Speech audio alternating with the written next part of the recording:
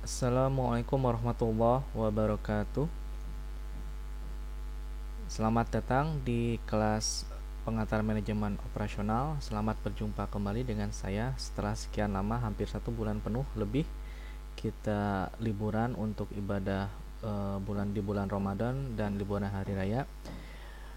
Baik, pada pertemuan kali ini kita akan melanjutkan materi yang sempat tertunda, yaitu tentang manajemen proyek.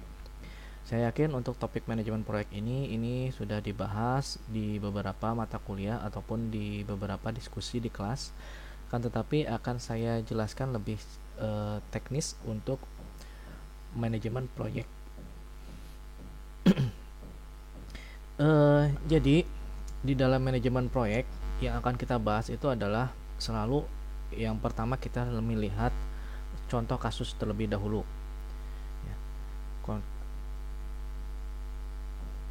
Nah, contoh kasus terlebih dahulu. Di sini contoh kasusnya yaitu kita menggunakan Battle Group, di mana Battle Group ini adalah salah satu perusahaan di bidang konstruksi yang memiliki angka proyek sangat fantastik.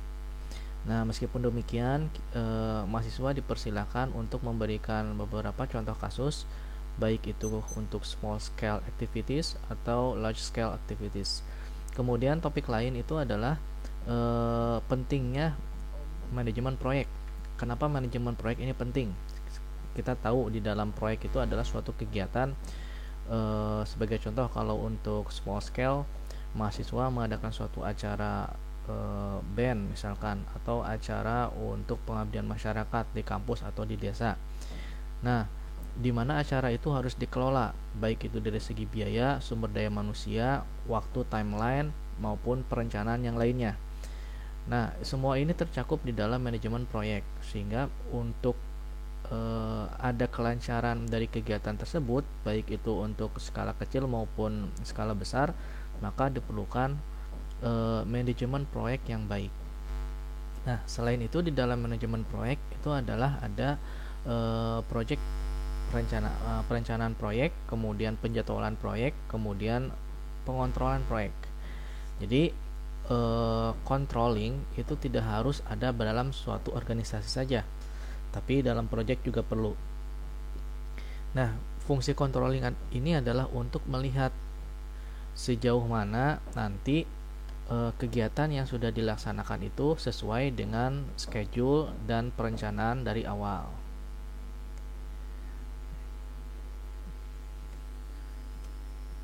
Nah, yang selanjutnya yaitu kita akan melihat perbedaan. Ada beberapa teknik di dalam manajemen proyek yang dipakai. Yang pertama itu adalah Critical Path Method atau CPM atau CPM, dan yang kedua itu adalah Program Evaluation and Review Technique atau PERT. Jadi di sini kita akan melihat perbedaan keduanya, apa perbedaan dari CPM dan PERT. Kemudian yang berikutnya yang akan kita pelajari bagaimana menentukan penjadwalan suatu proyek. Kemudian yang selanjutnya, di dalam proyek itu, kegiatan proyek itu kan beragam. Ada yang sifatnya itu konflik, kemudian ada satu bagian dengan bagian yang lain itu tidak sinkron. Nah, jadi variabilitas kegiatan ini sifatnya itu, skalanya itu adalah skala waktu. Jadi beriring dengan waktu kegiatan tersebut dilaksanakan, maka selalu ada variabilitas kegiatan seperti ini. Nah, ini akan kita bahas variability in activity times. Kemudian yang berikutnya, kita juga akan sedikit menyinggung tentang cost time trade-off dan project crashing. Nah, di dalam project crashing ini kan ini berkaitan dengan pembiayaan segini. Pembiayaan misalkan 10. Kemudian tiba-tiba dalam perjalanan ada terjadi fluktuatif harga. Nah, ini terjadi project crashing. Nah, kemudian yang berikutnya, mungkin ini sebagai tambahan saja ya. Jadi ada beberapa kritik, ada beberapa masukan tentang metode yang digunakan, yaitu untuk PERT dan CPM. Kemudian yang terakhir itu adalah diharapkan mahasiswa mampu menggunakan Microsoft Project untuk memanage project. Jadi Microsoft Project itu adalah suatu platform atau software yang dikeluarkan oleh Microsoft Dia software yang memang khusus untuk mengelola suatu proyek. Di dalam software itu sudah disediakan tools berupa Gantt chart, kemudian ada tool untuk mengelola sumber daya manusia, resources, kemudian juga ada tools untuk mengelola keuangan, budgeting. Jadi di dalam Microsoft Project ini kalau sudah menggunakan software, jadi semua input itu harus dimasukkan. Waktu menggunakan Gantt chart, timescale, kemudian sumber daya manusia yang digunakan itu siapa saja, kemudian per kegiatan perbagian apakah SDM-nya itu apakah harus diberikan honor atau tidak, terus resources berupa material juga berapa. Nah, di akhir proyek ini dapat pada Microsoft Project itu dapat ditampilkan laporan keuangan, ya, budgeting report atau budget report. Nah, ini beberapa fungsi umum di dalam Microsoft Project. Nah, mungkin bagi Anda mahasiswa yang sudah mencoba menggunakan Microsoft Project akan lebih mudah, ya. Baik. Nah, tujuan pembelajarannya yaitu paling tidak mahasiswa ketika sudah mempelajari manajemen proyek, mahasiswa bisa menggunakan Gantt chart untuk penjadwalan. Ya, paling tidak ketika menggunakan Microsoft Project bisa membuat timescale. Jadi dari timescale ini kita bisa melihat kegiatan itu secara utuh. Misalkan kegiatan konser untuk persiapan membutuhkan waktu 3 hari. Nah, waktu 3 hari ini harus lebih efisien digunakan untuk apa saja. Ini nanti dilihat di dalam Gantt chart. Kemudian mahasiswa paling tidak bisa membuat gambar activity on arrow, kemudian activity on node. Jadi gambar ini adalah berupa gambar jaringan. Jadi kalau activity on arrow itu adalah aktivitas setiap kegiatan di dalam kegiatan proyek itu dibubuhkan pada panah.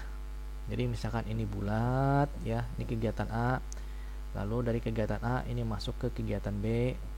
Nah, kegiatannya dibubuhkan di panah di sini nama kegiatannya. Nah, di sini.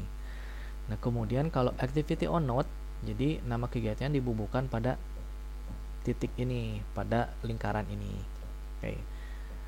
Nah, ini fungsinya kodenya sama untuk menggambarkan skematik dari kegiatan proyek yang sedang dilaksanakan.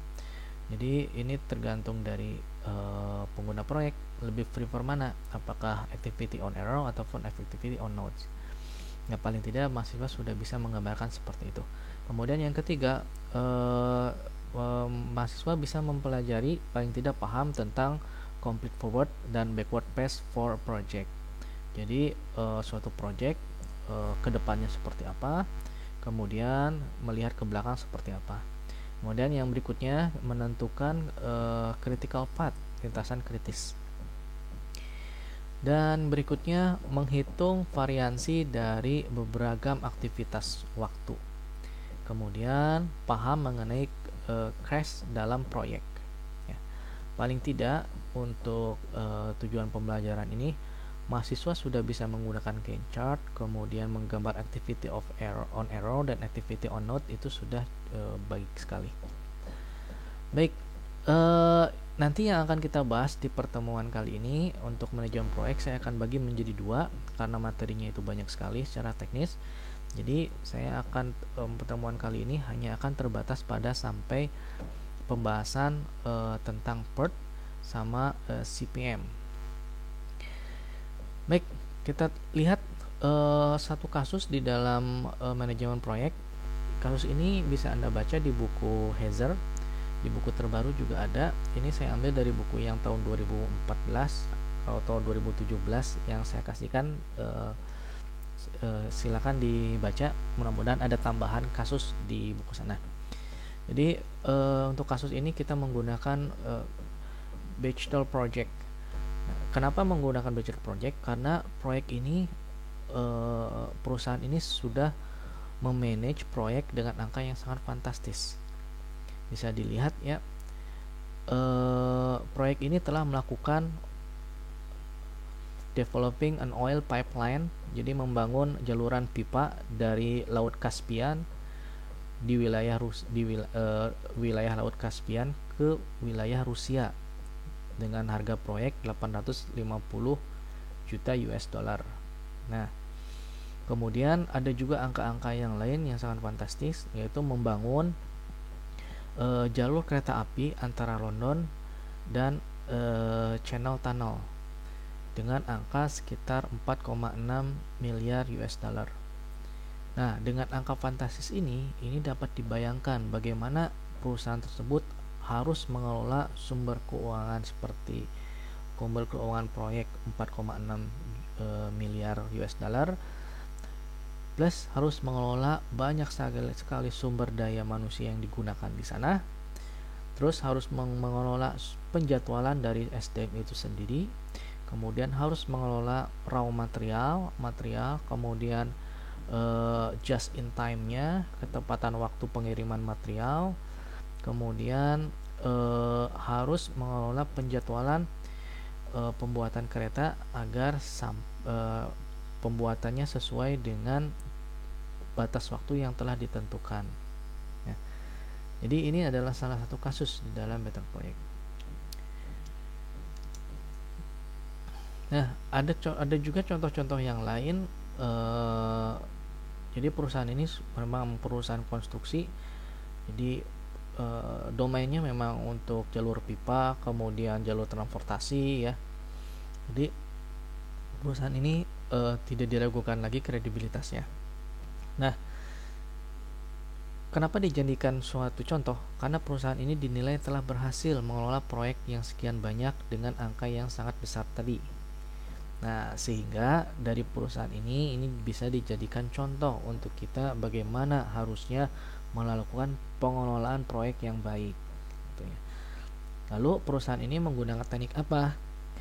Nah, ada beberapa teknik perusahaan better project ini, yaitu mereka menggunakan teknik yang telah diterapkan atau yang telah dijelaskan di outline pada slide ini. Yaitu menggunakan PERT, CPM, kemudian AOA, kemudian AON. Nah, baik, kenapa sih manajemen proyek ini penting? Kita bisa melihat dari kasus untuk better project management ya, manajemen pada better project. Jadi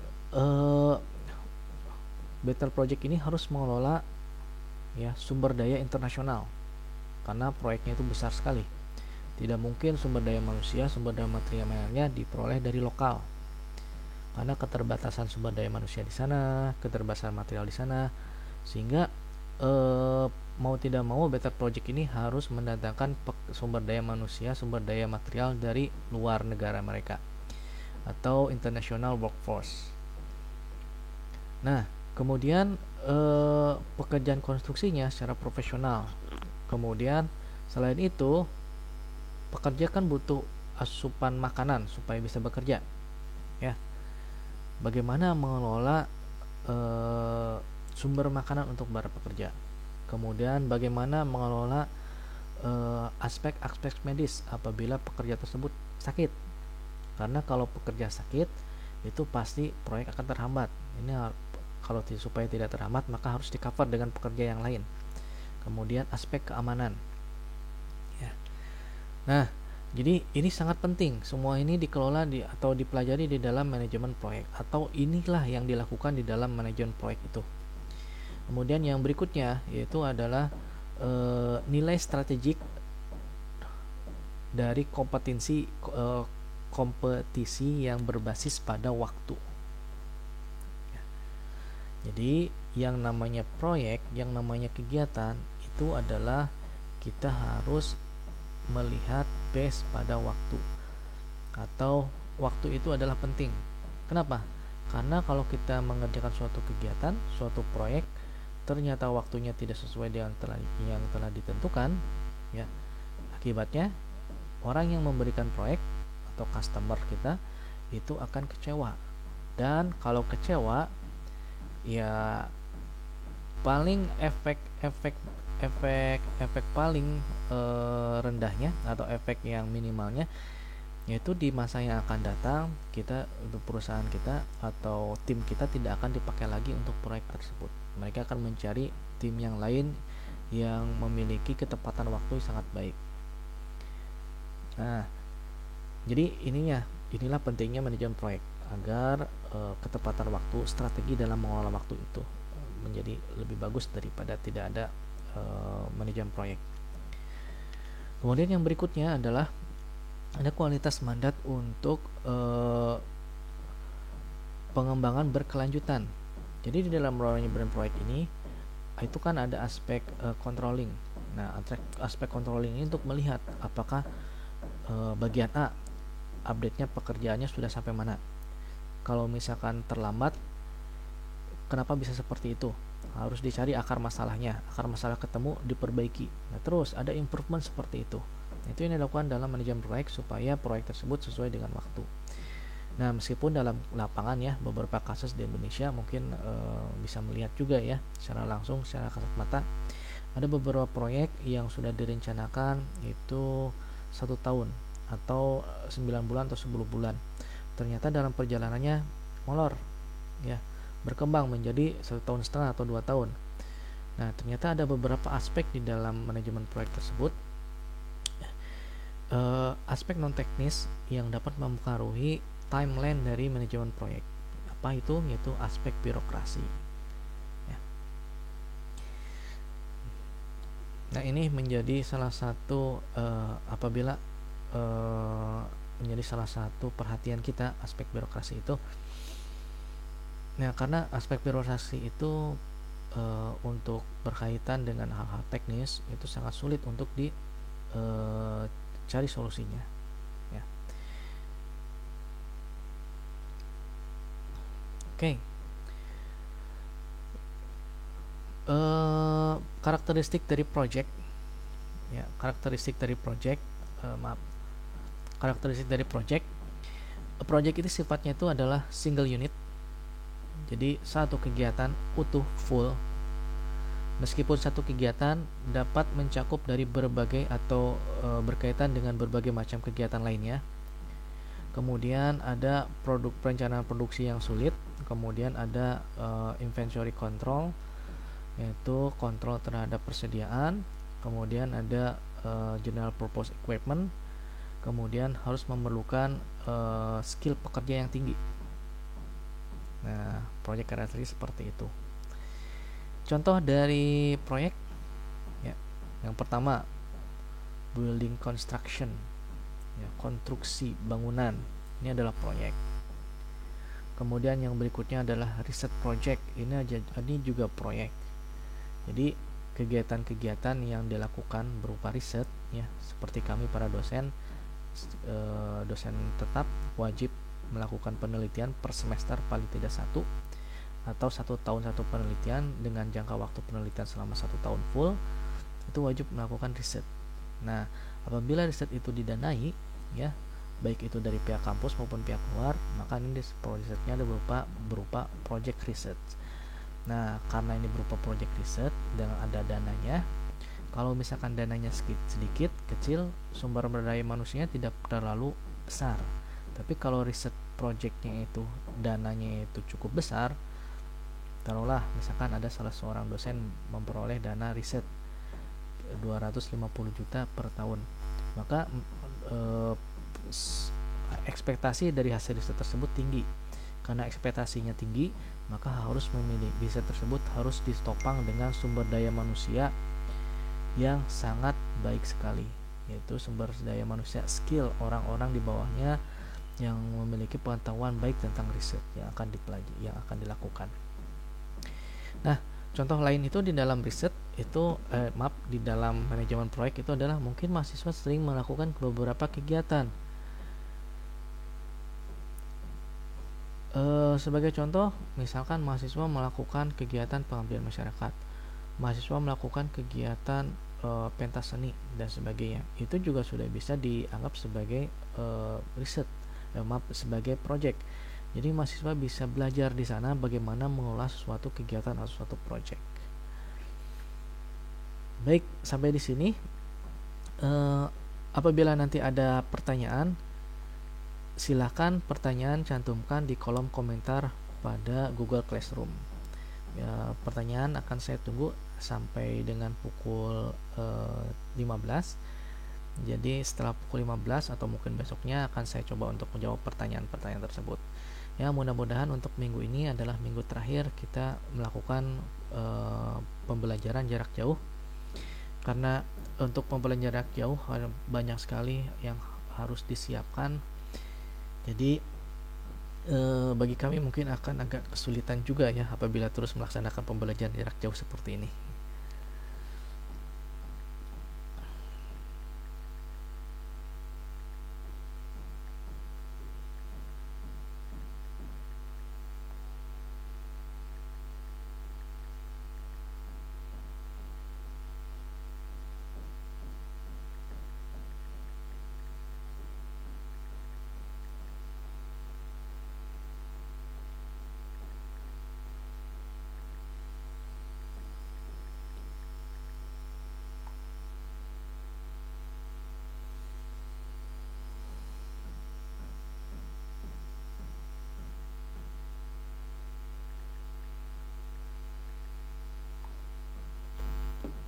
Baik.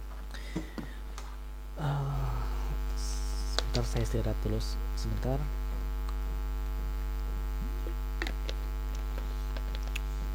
Baik, saya lanjutkan. Di dalam manajemen proyek ada beberapa aspek yang sudah saya sebutkan sebelumnya ya, yang harus diperhatikan. Yang pertama itu adalah aspek perencanaan. Ya. Nah, dalam aspek perencanaan yang harus direncanakan itu adalah pertama tujuan. Ya, tujuan. Jadi proyek ini misalkan proyek konstruksi jembatan. Tujuan umumnya adalah bagaimana membangun jembatan dari sisi A ke sisi B.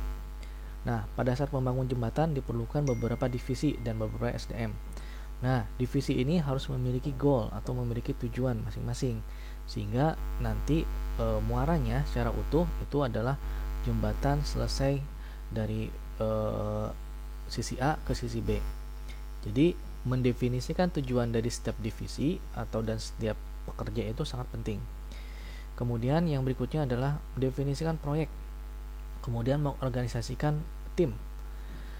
Nah, definisikan proyek di sini ini maksudnya itu adalah proyek itu harus apabila proyek pembangunan jembatan itu harus benar-benar di breakdown per unit, per divisi, apa fungsi mereka, ya, apa goal mereka, sehingga kalau mereka sudah tahu fungsi dan goal mereka, mereka sudah tahu pekerjaan mereka, sehingga pekerjaan tersebut akan terkelola dengan baik dan manajer yang mengelola proyek tersebut akan mudah untuk melakukan controlling pada setiap pekerja, karena masing-masing sudah memiliki goal dan definisi proyeknya. Apabila tidak sesuai dengan goal atau tujuan atau definisinya, maka bisa diperbaiki. Nah, yang berikutnya itu adalah penjadwalan. Ya, penjadwalan ini berkaitan dengan banyak sekali sumber daya manusia, uang juga, kemudian supplier, kemudian material dan aktivitas lainnya. Kemudian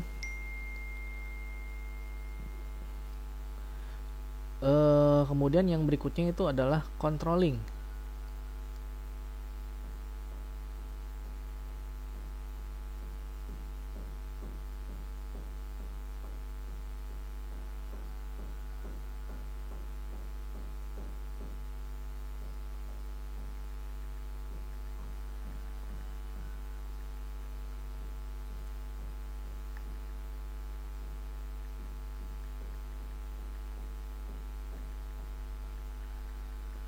Nah, di dalam controlling ini, di dalam controlling yang harus dikontrol itu adalah sumber daya manusia, biaya, kualitas, ya. Kemudian perencanaan juga harus dikontrol. Apabila di dalam perjalanan itu ada permintaan lain dari si pemberi dana proyek, itu juga harus dilakukan revisi perencanaan. Kemudian ada pergeseran sumber daya, kemudian ada permintaan kos dan sebagainya. Jadi banyak sekali yang harus dilakukan controlling. Nah, aktivitas dalam manajemen proyek ini kita bisa lihat dari siklusnya seperti ini ya. Jadi aktivitas dari manajemen proyek ini itu sebenarnya sifatnya itu simpel sekali. Planning, kemudian masuk ke scheduling, masuk ke controlling. Terus seperti itu siklis. Planning, scheduling, controlling. Planning, scheduling, controlling, ya. Jadi diawali dari planning, apa yang direncanakan. Kemudian setelah kita tahu perencanaan kita, ya, kemudian kita susun juga organisasinya, lalu dibuat jadwal pelaksanaan kegiatan, ya, aktivitas proyeknya seperti apa, kapan mulainya, kapan berakhir, per divisi, divisi A, divisi pengerasan jalan misalkan, ya, atau pengaspalan, mulainya kapan, selesainya kapan, dan sebagainya. Kemudian controlling itu kita memonitor melihat perkembangan kegiatan per divisi, apakah sesuai dengan jadwal atau tidak. Kalau tidak sesuai, cari akar masalahnya apa, lalu lakukan improvement terus supaya kembali kepada perencanaan awal. Baik. Nah, di dalam perencanaan proyek, penjadwalan dan controlling, jadi ada beberapa hal yang menjadi fokus perhatian. Jadi yang pertama itu adalah kinerja. Kemudian yang kedua, definisikan proyek. Jadi proyek ini kalau dalam kegiatan, mungkinnya kegiatan band misalkan. Jadi kegiatan tersebut kita harus definisikan kegiatannya apa, dalam bentuk apa, dalam bentuk TOR, term of reference, atau kerangka kegiatan gitu ya. Jadi dalam kerangka kegiatan itu ada pendahuluan sedikit saja kenapa kegiatan ini dilaksanakan. Ini juga sama, kenapa proyek ini harus dilaksanakan, ya, backgroundnya, kemudian tujuannya itu apa proyek ini, kemudian setelah tujuan, lalu sumber daya manusia yang diperlukan siapa saja, bagiannya apa saja, sampai pada perencanaan organisasi, sampai pada budgeting, keuangan, dan seterusnya. Ini semua harus didokumentasikan. Kemudian kita lakukan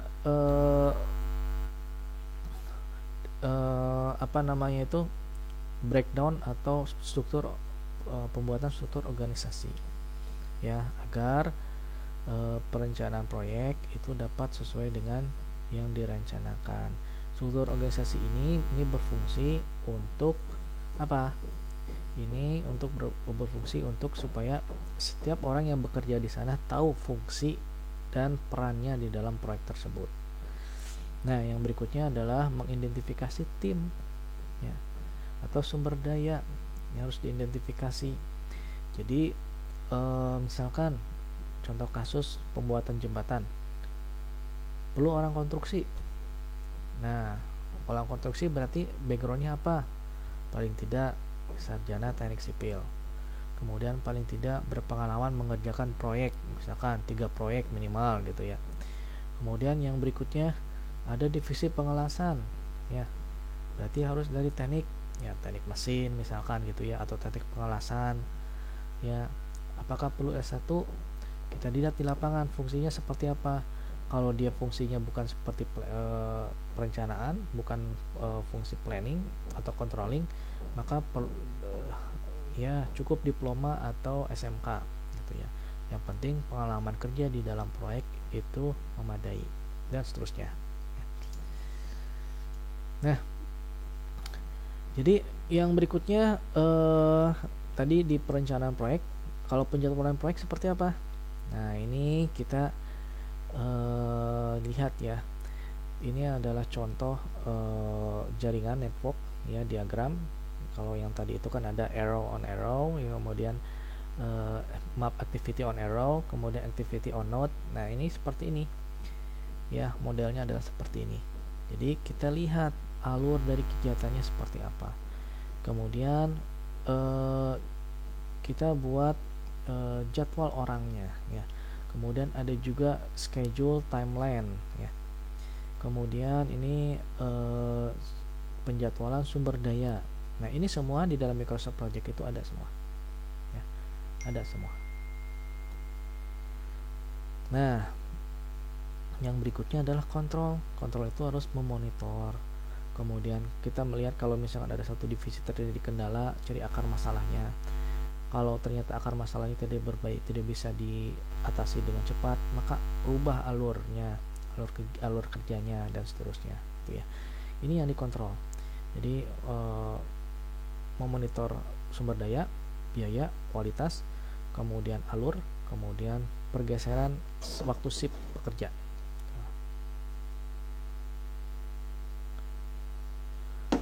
Nah, oke. Ini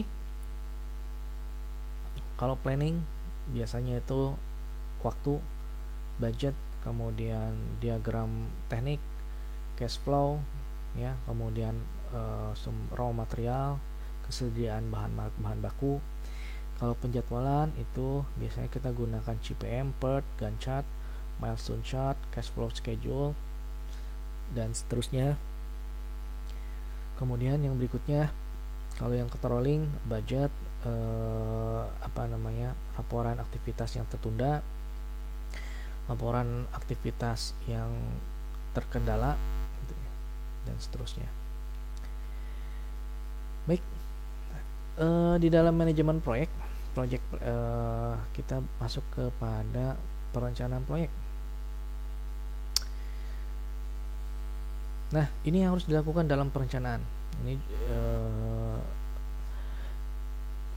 secara garis besarnya sudah dibahas sebelumnya, ya, apa yang harus dilakukan di perencanaan proyek. Jadi dalam perencanaan proyek kita harus menentukan tujuan, ya. Kemudian definisikan proyeknya, ya.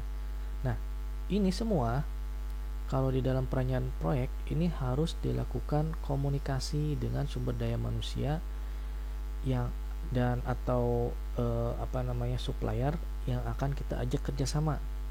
Artinya ini harus ada semacam training atau diskusi terlebih dahulu 1 hari 2 hari tentang proyek yang akan dilaksanakan, ya.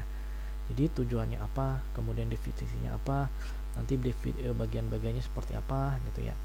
Nah, setelah ini bisa dikomunikasikan, baru di dalam perencanaan proyek kita bisa melangkah ke tahap selanjutnya. Kita bisa membangun struktur kerja, ya, struktur kerja. Nah, kemudian tentukan sumber daya, ya. Kemudian kita bisa membuat skema organisasi, gitu ya. Nah, jadi perencanaan proyek ini semuanya ini dikomunikasikan, ya, ke sumber daya manusia. Nah,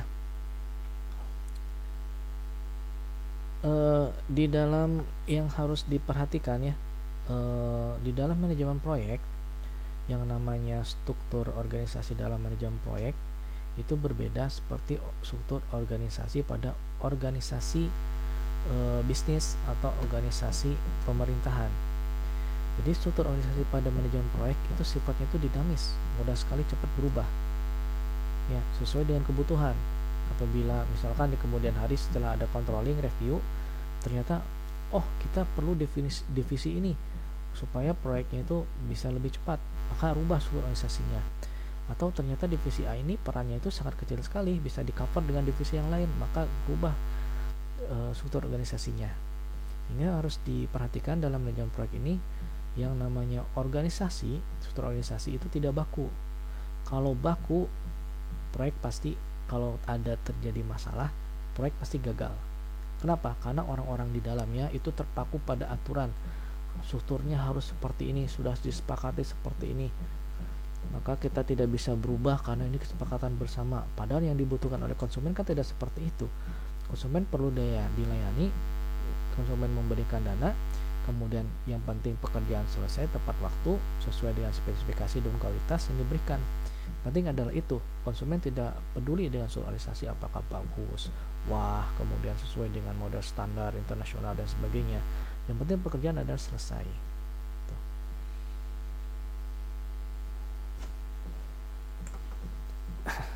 Nah, ini silakan Anda pelajari secara detail, ya, organisasi proyek. Organisasi proyek ini akan bekerja dengan baik apabila kapan? Ya, Jadi yang pertama ini bisa didefinisikan tujuan, kemudian deadline-nya, kemudian pekerjaannya unik, kemudian pekerjaannya berkaitan dengan kompleksitas yang saling berkaitan dengan pekerjaan dengan tugas-tugas spesialisasi dari tim. Kemudian yang berikutnya adalah proyek itu secara temporal, tapi maksudnya itu adalah proyek ini kan sebenarnya temporal, jadi insidental saja berkegiatan, tapi dengan kegiatan yang sifat insidental ini harus menjadi kritik bagi organisasi yang ada di dalam manajemen proyek. Artinya seperti tadi, karena misalkan membangun jembatan waktunya 1 tahun, ya setelah 6 bulan tidak ada perkembangan, kemudian setelah direview, dicontrolling, direview, ternyata akar masalahnya itu dari struktur organisasi yang terlalu besar, ya banyak sumber daya manusia yang bekerja di proyek tersebut, mereka hanya ya cuman datang, kemudian lihat-lihat, kontrol, kemudian menghabiskan waktu di sana, tidak melakukan pekerjaan yang maksimum, pulang dan seterusnya. Ya akhirnya proyek tersebut terbengkalai dan sebagainya. Nah ini menjadi kritik bagi organisasi supaya organisasi tersebut dirubah strukturnya menjadi organisasi yang efisien sehingga orang yang ada di sana full bekerja.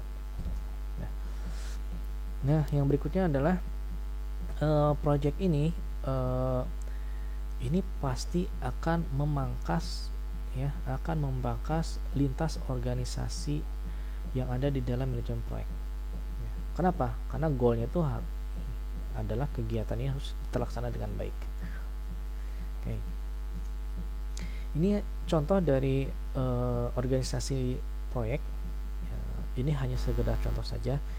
Organisasi proyek ini bisa berubah ya sesuai dengan kebutuhan di perjalanannya.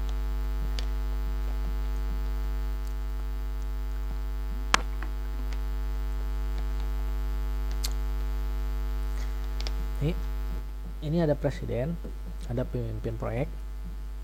Ini akan membawahi divisi sumber daya manusia, marketing, keuangan, desain, manajemen kualitas, kemudian produksi. Ya. Nah, ini juga pemimpin atau presiden juga akan membawahi project manager, mechanical engineering, test engineering, teknisi gitu ya. Di yang mana project engineering ini selain bertanggung jawab langsung kepada atasan di atas, juga harus bertanggung jawab kepada yang lainnya, kepada human sumber daya manusia, marketing, finance, desain dan seterusnya. Nah kemudian di bawahnya ini ada project manager, electrical engineering, computer engineering, teknisi ya. Ini juga harus bertanggung jawab terhadap pembinaan di atasnya, kemudian keuangan, project manager yang lainnya. Jadi di dalam organisasi proyek ya, ini salah satu contoh organisasi di mana organisasi ini menangani 2 proyek ya, proyek 1 kemudian proyek 2. Nah proyek 1 dan proyek 2 ya, komposisi sumber daya manusia atau divisinya berbeda. Yang satu ini memerlukan ahli di bidang mekanikal, kemudian ahli di bidang pengetesan atau quality control, kemudian kemudian ada teknisi. Sedangkan proyek yang kedua ini memerlukan ahli di bidang elektrikal, kemudian ahli di bidang komputer, kemudian ada teknisi. Yang semuanya ini harus bertanggung jawab kepada divisi di atasnya. Ya. Nah, organisasi proyek ini bersifat dinamis yang mana? Ya. Ini penting dalam proyek, tidak mungkin dihapus. Ini juga penting. Ini penting, ini penting, ya. Ini juga penting, ini penting. Nah, yang mungkin berubah itu adalah di organisasi langsung teknis kepada pengerjaan proyek, yaitu yang ini, ya. Yang ini, kemudian juga yang ini, gitu ya. Yang ini. Nah, apabila di dalam perjalanannya nanti, misalkan proyek 1, memang proyek 1 tuh hanya memerlukan mechanical engineering saja. Ya, orang ahli di bidang mekanik saja. jadi pemesinan. Tapi ternyata pada saat perjalanannya, ternyata mesin ini tidak bisa bekerja kalau tanpa ada komponen ahli kelistrikan, sehingga suatu saat bisa jadi strukturnya itu berubah menjadi ada satu tambahan divisi electrical engineering, atau ada penggabungan divisi electrical engineering digabungkan dengan mechanical engineering, ya, dan seterusnya gitu ya. Nah, yang berikutnya itu adalah matrik organisasi proyek. Jadi di dalam matrik organisasi proyek ini kita buat tabel. Ada proyek pertama, proyek kedua, proyek ketiga, proyek keempat. Ya, keempat proyek ini harus memerlukan apa? Ada marketingnya, ada bagian operasionalnya, ada ahli tekniknya, ada keuangannya. Nah, marketing ini proyek 1 siapa yang menangani? Nah, harus ada matriknya. Kemudian misalkan si A ini 1 orang. Kemudian proyek 2 marketing siapa yang menangani? Si B ini ternyata ini si B dan si C ada 2 orang gitu ya. Proyek 3 juga dan seterusnya gitu ya. Operasi ini hanya perlu penanggung jawab 1 orang. Ini perlu penanggung jawab 1 orang. Yang ini perlu penanggung jawab 2 orang dan seterusnya gitu ya. Ada matrik organisasi. Sehingga dari sini kita bisa membuat suatu penjadwalan shift untuk, ya, misalkan kalau untuk level operator ya, operator bisa kita membuat penjadwalan shift untuk pekerjaan.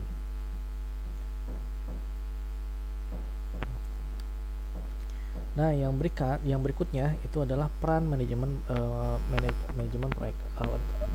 Peran dari manajer proyek. Jadi di dalam proyek itu selalu ada manajernya. Ya, pasti selalu ada manajer. Manajer ini fungsinya itu adalah untuk, ya, memastikan semua pekerjaan sesuai dengan deadline waktu. Memastikan semua pekerjaan sesuai dengan tujuannya. Memastikan semua pekerjaan sesuai dengan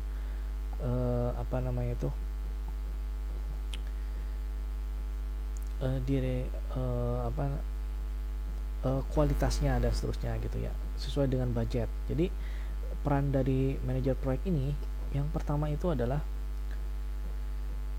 waktu, memastikan ketepatan waktu. Yang kedua, memastikan proyek ini sesuai dengan budget atau kondisi keuangan yang sudah direncanakan. Yang ketiga, memastikan bahwa proyek ini sesuai dengan kualitas yang sudah direncanakan atau ditentukan gitu ya. Jadi misalkan pembangunan jalan gitu ya, jalan aspal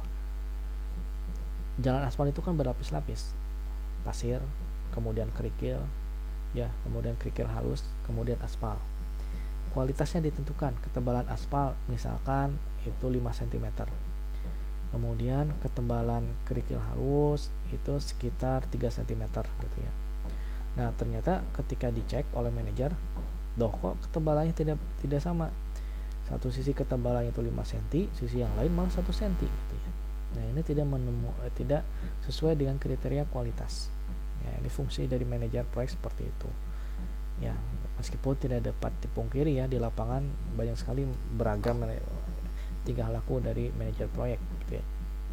Ya, ada satu sisi ketebalannya 5 cm, ini hanya untuk inspeksi apabila nanti ada konsumen atau ada atasan datang ke sana periksa di bagian sini. Tapi sisi yang lain itu cuma 1 cm atau setengah cm gitu ya. Ya, tapi itu di luar kepatutan dari seorang manajer proyek. Yang berikutnya itu adalah memastikan ya bahwa orang yang bekerja itu sesuai dengan SOP yang diberikan ya. Kemudian memastikan bahwa orang tersebut benar-benar bekerja sesuai dengan bekerja secara efisien. Artinya tidak ada orang yang nganggur gitu ya, yang datang itu cuman ngobrol, ngerokok, kerjanya cuman ya sejam 2 jam, kebanyakan ngobrol, makan, kemudian pulang. Memastikan tidak ada orang yang seperti itu. Jadi full bahwa orang yang bekerja dalam proyek itu kalau misalkan waktu kerjanya 8 jam per hari, full selama 8 jam per hari di luar waktu istirahat ya. Nah, agar bisa memenuhi ekspektasi yang terakhir ini, maka seorang manajer harus memiliki kemampuan komunikasi yang baik. Yang kedua, kemampuan motivasi yang baik sebagai good coach.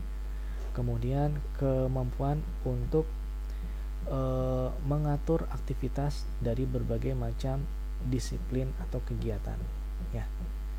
Jadi ini paling tidak kriteria dari seorang manajer yang bagus itu adalah seperti ini.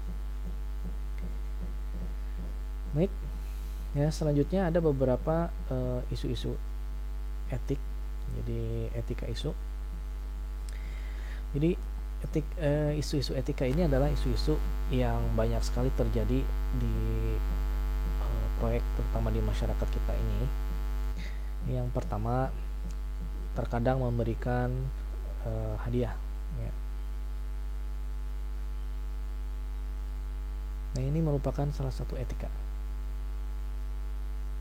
Kemudian yang berikutnya,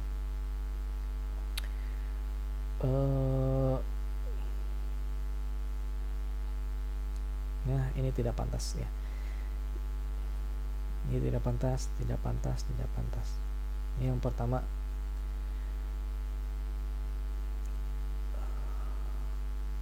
namanya itu apa ya? Hadiah, ya, hadiah. Jadi kadang seorang manajer, ya, dalam melakukan pekerjaannya itu pasti berkaitan atau akan berinteraksi dengan supplier ataupun kontraktor lainnya, gitu ya. Supaya kontraktor lainnya atau subkontraktor, ya, subkon atau suppliernya itu supaya memperoleh pekerjaan terus-menerus pada proyek yang sedang dikerjakan, seringkali memberikan hadiah. Nah, ini adalah isu etika, ya. Isunya, bagi seorang manajer yang aktif, alangkah tidak dibenarkan menerima hadiah dari kontraktor atau subkon atau supplier. Kenapa? Karena ini namanya itu masuk kepada ranah KKN, katanya. Kolusi, korupsi, nepotisme. Kemudian yang berikutnya, nah, ini mudah-mudahan saja tidak terjadi, ya. Terkadang manajer ini supaya kinerjanya dinilai baik oleh atasan, manajer ini mengubah status laporan, ya. Misalkan laporan divisi A yang di bawah manajer yang bersangkutan pekerjaannya itu baru 30% yang selesai dikerjakan. Si manajer ini merubah status laporan, pekerjaan selesai 75%. Sehingga oleh atasan akan dilihat, wah, kinerja manajer ini bagus dalam mengelola bawahan. Nah, ini adalah etika yang tidak baik, mengubah status laporan. Kemudian yang berikutnya adalah membuat laporan palsu, ya. Baik itu yang berkaitan dengan waktu, SDM ataupun yang lainnya. Kemudian yang berikutnya, melakukan tekanan agar menghasilkan kualitas yang sesuai dengan jadwal. Jadi artinya si manajer ini memaksakan. Ini sebenarnya ketika dikerjakan itu tidak mungkin akan memperoleh kualitas yang baik sesuai dengan batas waktu yang ditentukan, tapi seorang manajer ini memaksakan seperti itu, sehingga batas waktu memang pekerjaan selesai sesuai dengan batas waktu, tetapi tidak selesai sesuai dengan pemenuhan kualitas yang telah diberikan.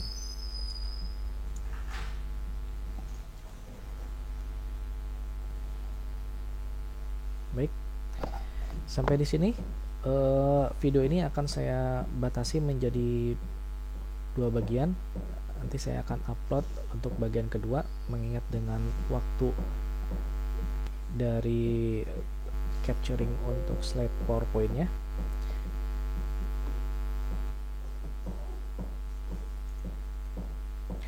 Baik.